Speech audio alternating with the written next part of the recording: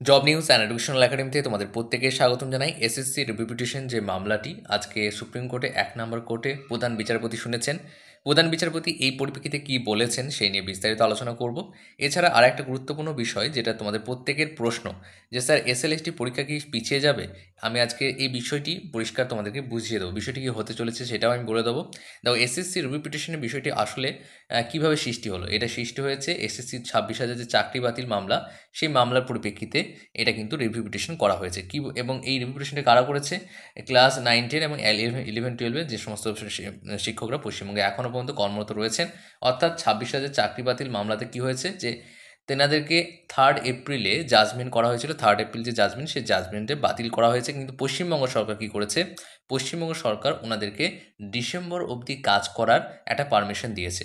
কিন্তু ওনাদের বক্তব্য হচ্ছে যে এই যে কাজ করার আমাদেরকে পারমিশন দিয়েছে ঠিক আছে, কিন্তু এর মাঝখানে নিয়োগ প্রক্রিয়া কেন?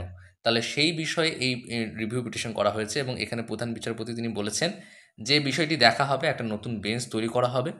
কিন্তু একটা গুরুত্বপূর্ণ বিষয় এখানে উঠে আসছে। প্রধান বিচারপতি এটা বলেছেন, নতুন বেঞ্চ যেটা তৈরি হবে সেটা 4 সপ্তাহের মধ্যে হবে, এবং 4 সপ্তাহের মধ্যে এই বিষয়টি দেখা হবে। দ্রুত শুনানির কথা তিনি বলেছেন।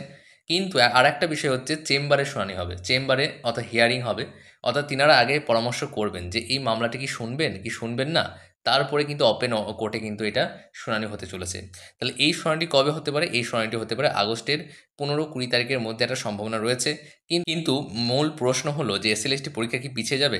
আমাদের তথ্য এবং কিছু অ্যানালিসিস অনুযায়ী যেটা বলতে পারি, যে এসএলএসটি পরীক্ষা পিছিয়ে যাবে না, নিশ্চিন্তে থাকো। এসএলএসটি পরীক্ষা অবশ্যই হবে। এসএলএসটি পরীক্ষা 7 তারিখ 14 তারিখ যে ডেট আছে সেটা কিন্তু পিছিয়ে যাবে না।